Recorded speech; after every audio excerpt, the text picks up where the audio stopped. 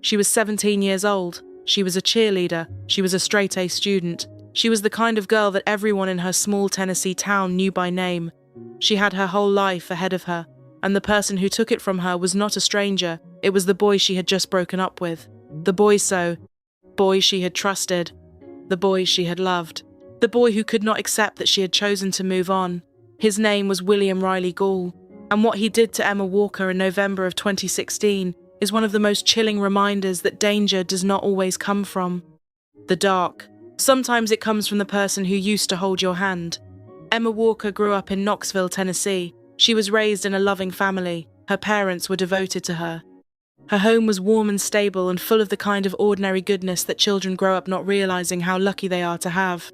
Emma was a bright girl. She worked hard in school. She took her grades seriously. She had ambitions and plans and a sense of direction that most teenagers are still searching for. She was also beautiful in a way that was completely natural, not the kind of girl who tried to stand out. She just did. Effortlessly, warmly. She was a cheerleader at Central High School in Knoxville. She was good at it. She practiced hard. She showed up and gave it everything. She had a big circle of friends.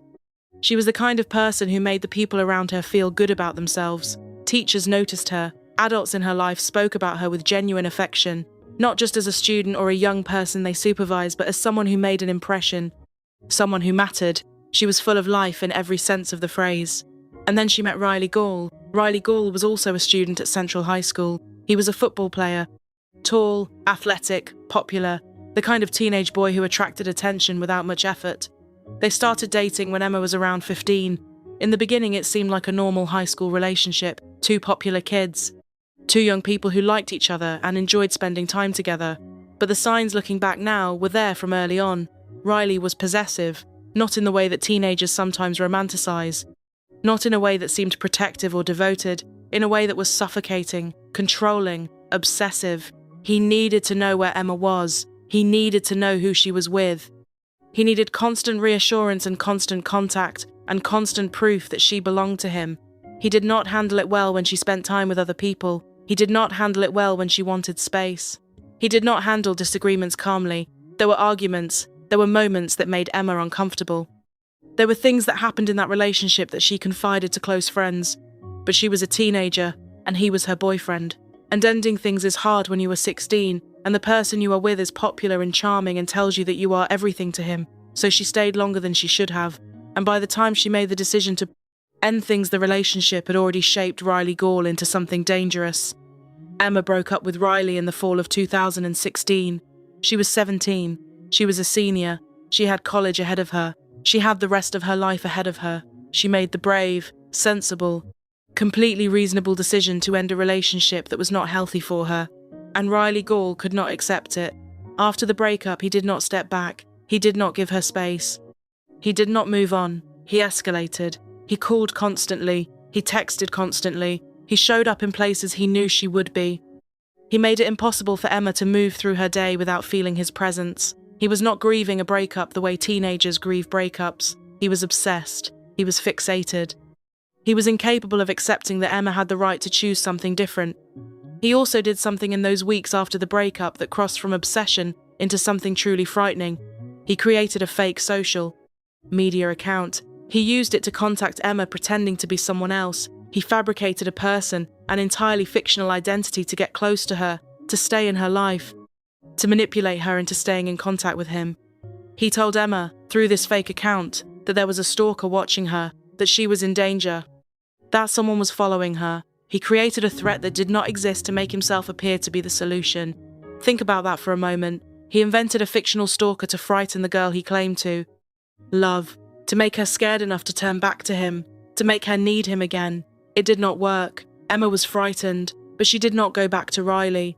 And that refusal, that simple, human, completely justified decision not to return to a relationship that had not been good for her, was what pushed Riley Gaul to do what he did next. On the night of November 21st, 2016, Emma Walker went to bed in her own home. She was safe. She was inside. She was surrounded by the walls of the house where she had grown up. Riley Gaul came to her neighborhood that night. He brought a gun. He stood outside the home of a 17-year-old girl who had broken up with him, and he fired shots through the exterior wall of the house. He could not see her. He did not know exactly where she was inside. He fired through the wall, hoping the bullets would reach her. 2 bullets entered the home. One of them reached Emma Walker where she lay. She was shot while she slept, in her own bed, in her own room, in her own home. She was 17 years old. Her parents found her. Her parents, the people who had raised her, loved her, built their lives around her, found their daughter. There are no words for what that moment must have been like. There are no words that come anywhere close. Emma Walker was taken to the hospital. She died from her injuries. A 17-year-old girl, a cheerleader, a straight-A student, a daughter, a friend, gone, because a boy she had dated could not accept that she had the right to end a relationship. Riley Gaul did not come forward. He did not confess. He did not go to the police. He did not tell anyone what he had done. He returned to his life. He went to school. He interacted with classmates. He was present at the memorial events held for Emma at their high school. He stood among the people who were grieving her and said nothing. He watched her friends and her family fall apart with grief and said nothing. He let the investigation begin without walking into a police station and telling the truth. The investigation moved quickly. Law enforcement is experienced at this. They know where to look. They know what questions to ask. They know how to trace the threads that people think they have hidden.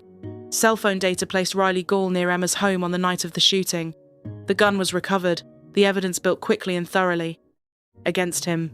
Riley Gaul was arrested in December of 2016, just weeks after Emma's death. He was 18 years old. He was charged with first-degree murder. The case went to trial in 2018. The prosecution presented the full story: the obsessive behavior after the breakup, the fake social media account, the fabricated stalker, the manipulation. The night he came to her home with a gun and fired through the walls, they presented the evidence that placed him there, the physical evidence, the digital evidence, the testimony, and they presented Emma, who she was, what she was like, what she was planning, what the world lost when it lost her, because she was not just a victim, she was a person, a full, complete, irreplaceable person who had 17 years of life behind her and an entire future ahead of her that she never got to live. The jury heard all of it. Riley Gaul was convicted of first-degree murder. He was sentenced life in prison. He will be eligible for parole after serving 51 years. He was 18 when he was sentenced. He will be in his late 60s before he is even considered for release. Emma Walker's parents spoke at the sentencing. They said what no parent should ever have to say in a courtroom. They talked about their daughter, about who she was, about what the house felt like after she was gone, about the silence where her laugh used to be. They talked about what it means to lose a child, not to illness, not to accident, but to the deliberate, calculated act of someone who claimed to love her. Their words were quiet and devastating. There is something important to say about what happened between Emma Walker and Riley Gaul before the night of November 21st. The murder, warning signs were there. The possessiveness was there. The controlling behaviour was there. The refusal to accept no was there. And the people around them, the friends, the classmates, the adults saw pieces of it. But warning signs are hard to read when you are inside them. They are hard to read when you are young. They are hard to read when you have never been taught what a healthy relationship looks like versus what a dangerous one feels like. Controlling behaviour in relationships is often mislabeled. It gets called passion. It gets called devotion. It gets called love. It is not love. Love does not monitor. Love does not suffocate. Love does not manufacture fear to keep someone close. Love does not fire a gun through the walls of a house because a girl chose to walk away. What Riley Gaul felt for Emma Walker was not love. It was ownership. It was obsession. It was the belief that she belonged to him and that her choices were subject to his approval. And when she exercised her right to choose differently, she paid for it with her life. That is not a story about love gone wrong. That is a story about control, about what happens when someone believes they have the right to determine another person's fate. Emma,